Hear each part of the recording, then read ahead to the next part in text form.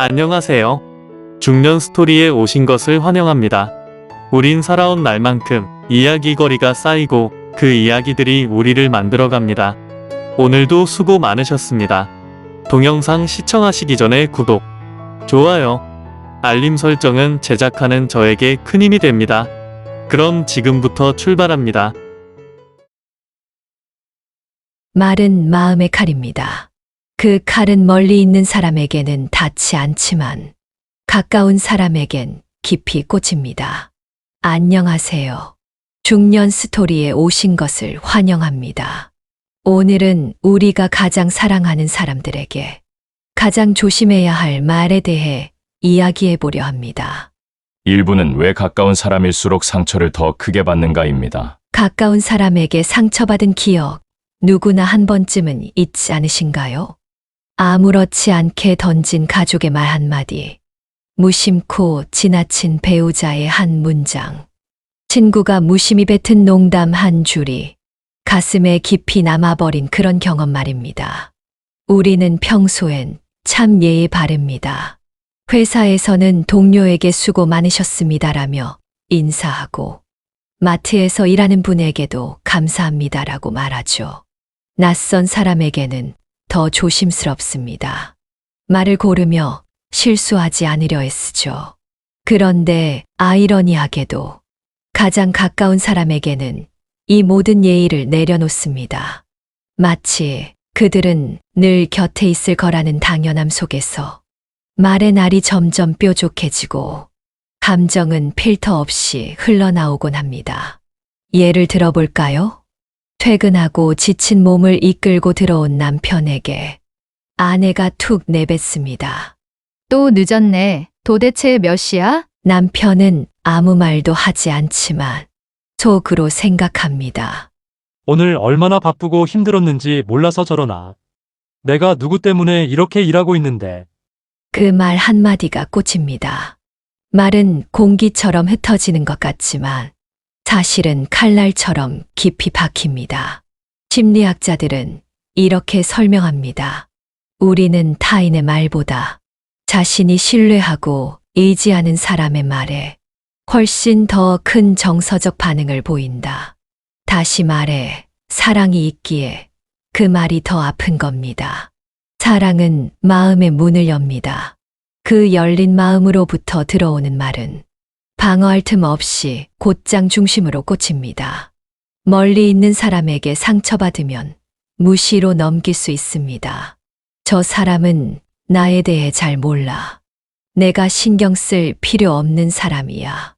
하지만 가까운 사람은 다릅니다.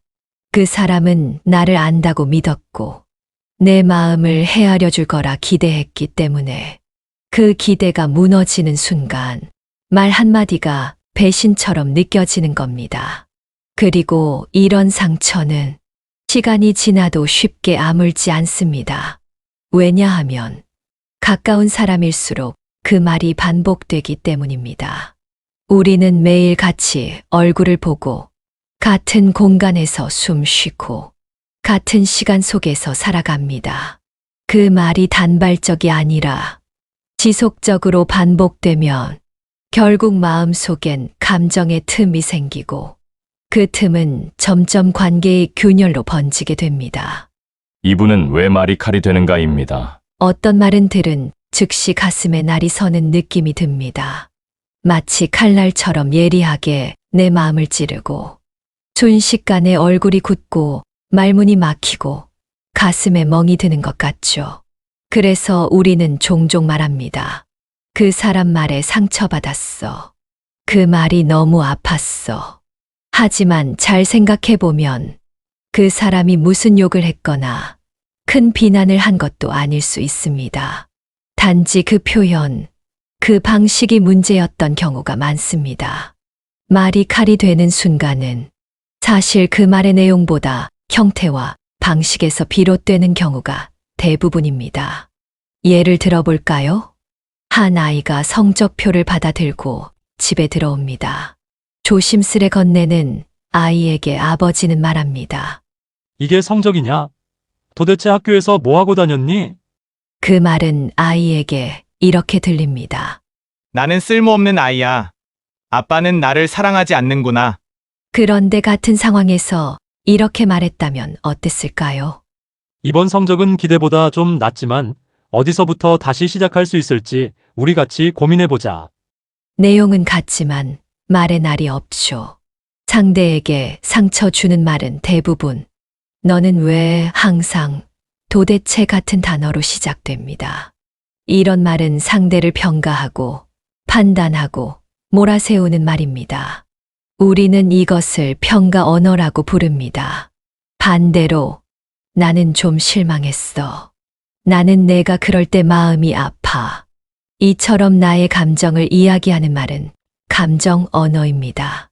두 말의 차이는 단순히 어휘의 차이가 아닙니다. 평가 언어는 상대를 공격하고 방어하게 만들지만 감정 언어는 상대를 이해하게 만들고 관계를 살리는 힘이 있습니다. 문제는 우리는 가까운 사람에게 평가 언어를 훨씬 더 자주 사용한다는 겁니다. 왜일까요? 첫째는 익숙함입니다. 우리끼린 편하게 말하자라는 말 속엔 사실 말에 대한 책임을 내려놓겠다는 마음이 숨어 있습니다. 그 편함이 어느 순간 무례함으로 변합니다. 둘째는 감정의 누적입니다. 그동안 말하지 못했던 서운함이 쌓이다가 어느 날 갑자기 터지는데 그 순간 말은 칼이 되어버립니다. 더 이상 조심하지 않고 더 이상 정리하지 않은 채 그저 감정 그대로 쏟아내게 되는 거죠. 셋째는 내 감정에 너무 몰입해서 상대를 잊는 것입니다. 내가 화가 나니까 상대가 어떤 상태인지, 어떤 상황인지 전혀 고려하지 않고 말을 쏘아붙입니다. 3부는 중년 이후의 인간관계는 말에서 갈립니다. 인생의 전반전은 무엇을 이루었는가에 초점이 맞춰져 있다면 후반전은 누구와 함께하는가가 더 중요해집니다. 젊은 시절엔 성취와 성공이 삶의 중심이었다면 중년에 접어들면 더 이상 높이보다는 깊이를 바라보게 됩니다. 그때 우리 곁에 남아있는 사람은 가족, 오랜 친구, 동료, 자녀 같은 마음의 거리가 가까운 사람들입니다. 하지만 많은 사람들이 이 시점에서 외로움을 호소합니다. 관계가 끊기거나 멀어졌고 친했던 사람과 서먹해졌으며 심지어 가족과도 말수가 줄고 감정의 단절을 경험하죠. 그런데 그 단절의 시작을 들여다보면 크고 거창한 사건 때문이 아니라 말 한마디에서 비롯된 경우가 많습니다.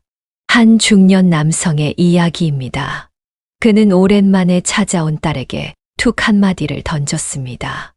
요즘 그렇게 살면 결혼은 하겠니? 아버지 입장에서는 걱정과 염려가 담긴 말이었을 수 있습니다. 하지만 그 말을 들은 딸은 깊이 상처받았고 그 후 연락을 끊었다고 합니다. 그 말에는 딸이 살아온 선택에 대한 비난, 지금의 삶을 부정하는 판단, 그리고 자신을 이해하지 않는 부모의 모습이 담겨 있었던 겁니다. 우리는 종종 좋은 의도였다고 스스로를 위로하지만 말은 의도가 아니라 결과로 남습니다. 아무리 좋은 마음으로 말했다 해도 그 말이 상처가 되었다면 그건 결국 관계를 해치는 말이 되어버립니다. 중년은 삶에서 매우 중요한 관계의 분기점입니다. 이 시기를 지나면 새로운 인간관계를 만들 기회는 점점 줄어듭니다.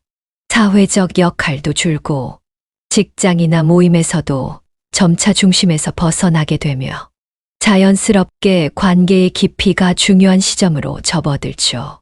이때 남은 인간관계는 대부분 가족, 자녀, 몇 안 되는 친구들입니다.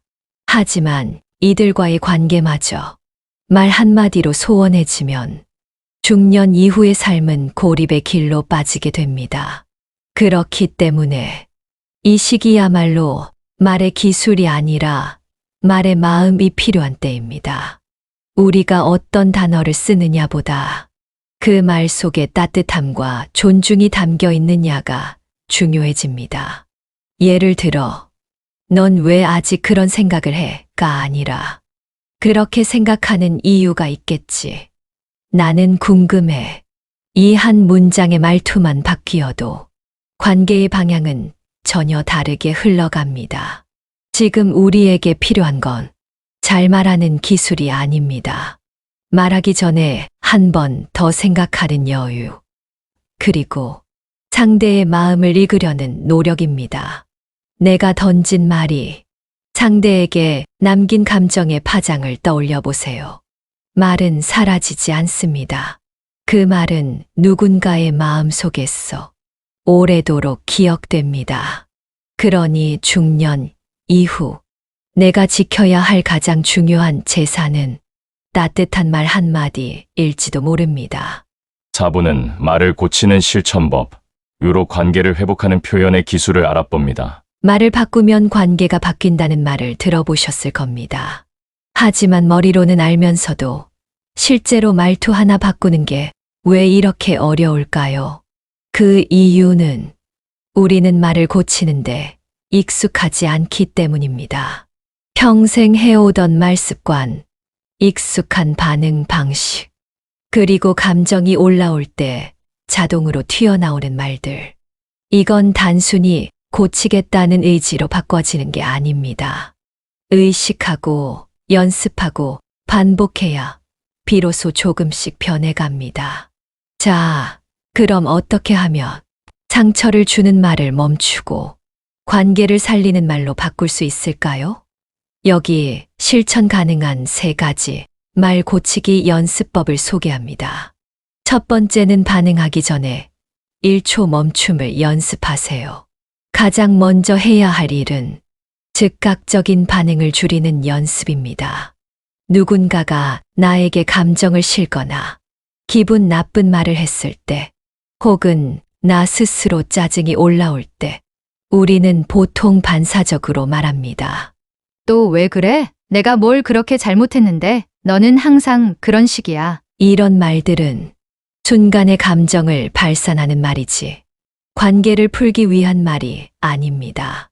그래서 꼭 필요한 게 1초 멈춤입니다. 말을 하기 전 딱 1초만 멈춰서 지금 이 말이 필요한 말인가, 감정의 말인가 자문해 보는 겁니다. 처음엔 잘 안 되겠지만 그 1초의 멈춤이 쌓이면 말의 질이 바뀌고 관계의 온도가 달라집니다. 두 번째는 지적하는 말 대신 감정을 나누는 말로 바꿔보세요. 우리는 흔히 상대를 고치려는 말에 익숙합니다. 너는 왜 그렇게 게을러? 좀 생각 좀 해봐. 이제 철 좀 들어야지. 하지만 이런 말은 변화를 이끌어내기보다 방어를 유발합니다. 그럼 어떻게 바꿔야 할까요? 나를 주어로 말하는 감정 언어로 바꿔보세요. 예를 들어, 당신은 항상 제 멋대로야 라는 말 대신에 다음과 같이 이야기를 해보세요. 당신이 내 의견을 듣지 않을 때 나는 무시당하는 기분이 들어. 넌 왜 그렇게 무신경해? 라는 말 대신에 다음과 같이 이야기를 해보세요. 나는 내가 내 생일을 기억 못해서 조금 서운했어. 이렇게 말하면 상대는 비난받는다고 느끼기보다, 아, 저 사람의 감정이 이런 거구나 하고 받아들이게 됩니다. 결국 감정을 표현하는 말이 관계를 연결하는 다리가 되는 거죠. 세 번째는 하루에 한 번 좋은 말 습관을 의도적으로 실천하세요. 말을 고친다는 건 나쁜 말을 참는 게 아닙니다. 좋은 말을 의식적으로 더 많이 하는 것입니다. 매일 하루에 한 번씩 가까운 사람에게 따뜻한 말을 건네보세요. 고마워. 오늘 수고 많았어. 내가 있어서 든든해. 미안해. 내 말이 너무 날카로웠던 것 같아. 이런 말들은 별거 아닌 것 같지만 관계를 회복하고 유지하는데 엄청난 힘을 가지고 있습니다. 처음에는 어색할 수도 있습니다. 하지만 말은 입에 익을수록 부드러워지고 그 말은 관계 속에서 점점 자연스럽게 스며듭니다. 이런 말을 1년간 하루에 한 번씩 하면 365번의 관계 회복 기회를 만들게 되는 셈입니다. 이건 결코 작지 않은 변화입니다. 말을 고친다는 것, 단순히 말투를 바꾸는 일이 아닙니다. 그건 곧 사람을 대하는 태도, 감정을 표현하는 방식, 그리고 사랑을 지켜내는 선택입니다. 우리는 모두 실수할 수 있습니다. 하지만 중요한 건 그 실수에서 배우고 다시 좋은 방향으로 나아가려는 마음입니다. 내 말이 상처였다는 걸 이제야 알겠어. 앞으론 더 조심할게. 이 말 한마디면 다쳤던 마음이 다시 열릴 수도 있습니다. 말은 사람을 아프게도 하지만 사람을 살릴 수도 있습니다. 중년 이후의 관계는 더 이상 수많은 말이 필요하지 않습니다. 필요한 건 단 몇 마디, 진심이 담긴 말입니다. 5분은 말로 회복하는 관계, 실제 사례로 보는 희망의 말들입니다. 말로 인해 멀어진 관계가 다시 말 한마디로 회복되는 순간은 생각보다 자주 일어납니다. 우리는 그런 장면들을 가끔 뉴스나 다큐멘터리에서 보기도 하고 우리 주변의 누군가의 이야기 속에서도 들려옵니다. 그 말 한마디가 서운함을 씻어내고 다쳤던 마음을 열고 끝났다고 믿었던 관계를 다시 잇습니다. 오늘은 그런 말의 힘을 보여주는 3가지 실제 이야기를 들려드리고자 합니다. 이 이야기가 혹시 아직 관계를 회복하지 못한 누군가에게 용기 있는 첫말을 건넬 수 있는 계기가 되기를 바랍니다. 사례 1번은 내가 미안했다. 내 마음을 말하는 법을 몰랐어. 60대 초반의 한 아버지가 있었습니다. 그는 평생을 묵묵히 일하며 가족을 부양했고 사랑 표현에는 서툴렀습니다. 자녀들은 그런 아버지를 점점 피하게 되었고 특히 큰아들은 오랫동안 연락조차 하지 않았습니다. 그런데 어느 날 아버지는 노안 수술을 앞두고 큰아들에게 용기를 내어 문자를 보냈습니다. 아들아, 아빠가 너에게 따뜻한 말 한마디 해본 적 없지? 사실 나도 늘 보고 싶고 그리웠다. 그동안 미안했다. 아빠는 내 마음을 말하는 법을 몰랐어. 그 짧은 문자 하나로 3년간 단절되었던 부자가 다시 통화를 하게 되었고 며칠 후 아들은 병원에 찾아와 아버지 손을 잡아 주었습니다. 표현하지 못한 사랑은 그 자체로 오해가 됩니다. 하지만 용기 내어 꺼낸 진심의 한마디가 얼어붙은 관계를 녹였습니다. 사례 2번은 나도 그날 많이 서운했어. 그런데 이제 괜찮아. 50대 여성 2사람이 있었습니다. 20년 지기 친구였지만 작은 말다툼이 계기가 되어 연락을 끊고 2년이 넘도록 서로를 외면했습니다. 누가 먼저 연락하느냐, 누가 먼저 사과하느냐를 놓고 서로 자존심을 지키며 마음을 닫은 채 지내왔던 겁니다. 그러던 어느 날, 둘 중 한 사람이 SNS에 친구의 생일을 보고 짧은 메시지를 보냈습니다. 생일 축하해. 나도 그날 많이 서운했어. 그런데 이제 괜찮아. 그립다. 내 목소리. 단 3문장이었습니다. 그 말은 사과도 아니었고 설명도 아니었습니다. 하지만 그 안에 용서, 이해, 그리고 그리움이 담겨 있었기에 친구는 울면서 전화를 걸어왔고 2사람은 다시 예전처럼 대화를 나누기 시작했습니다. 말에는 시간을 되돌리는 힘은 없지만 마음을 다시 연결하는 힘은 있습니다. 사례 3번은 당신이 없었다면 나는 지금 이 자리에 없었을 거야. 한 70대 남성은 자신의 부인과 40년을 함께 살아왔습니다. 하지만 그 오랜 시간 동안 단 한 번도 고맙다는 말을 하지 않았습니다. 마치 그 모든 헌신이 당연한 것처럼 받아들였죠. 어느 날 아내가 병원에 입원하게 되자 그는 생전 처음으로 손편지를 씁니다. 여보, 당신이 없었다면 나는 지금 이 자리에 없었을 거야. 내가 무뚝뚝해서 표현 못했지만 당신의 삶이 나의 전부였다는 걸 이제 말하고 싶어. 그 편지를 받은 아내는 병실에서 눈물을 흘리며 말했습니다. 당신이 나한테 이런 말을 할 줄 몰랐어요. 이 말 한마디면 됐어요. 때론 수십 년간 하지 못한 말을 단 몇 문장으로도 마음을 풀 수 있습니다. 관계란 그런 겁니다. 오래 함께 있었다고 해서 말이 필요 없는 게 아니라 오래 함께 있었기 때문에 더 말이 필요한 겁니다. 말은 지금 당장은 아무 일도 바꾸지 않는 것처럼 보이지만 누군가의 마음 속에 오랫동안 남아 결정적인 순간에 문을 열어주는 열쇠가 됩니다. 그 문이 다시 열릴지는 지금 당신이 어떤 말을 하느냐에 달려 있습니다. 지금 떠오르는 얼굴이 있다면, 그 사람에게 전하고 싶은 진심이 있다면, 이 영상을 다 본 후 그 말 한마디부터 꺼내보세요. 미안해. 고마워. 내가 있어서 다행이야. 다시 이야기하고 싶어. 그 한마디가 당신의 인생 후반전을 더 따뜻하고 더 의미 있게 바꿔줄지도 모릅니다. 마무리를 해보면 중년을 지나면서 우리는 말의 힘을 더욱 실감하게 됩니다. 그동안 쌓였던 상처와 감정들이 말 한마디로 치유될 수 있다는 사실을 깨닫게 되죠. 하지만 우리는 자주 중요한 말을 미루고 나중에 하자고 생각합니다. 그런데 중년의 시간이 지나면 후회가 남기 전에 그 말을 해야 한다는 걸 알게 됩니다. 여러분들, 이제 그 말을 시작할 시간입니다. 미안하다, 고맙다, 사랑한다, 이 말들이 바로 관계를 회복시킬 수 있는 시작이 됩니다. 말 한마디가 관계를 바꾸고 마음을 치유하는 가장 강력한 도구임을 기억하세요.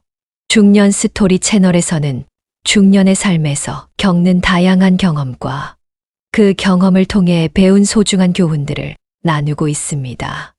여러분의 이야기, 그리고 그 이야기 속에서 나오는 말 한마디의 힘을 함께 나누며 더 깊고 의미 있는 관계를 만들어가고자 합니다. 중년 이후 함께 성장하는 이야기들을 나누고 싶다면 이 채널을 구독해 주세요. 감사합니다. 지금까지 중년 스토리에서 전해드렸습니다. 구독, 좋아요, 알림 설정은 제작하는 저에게 큰 힘이 됩니다. 감사합니다.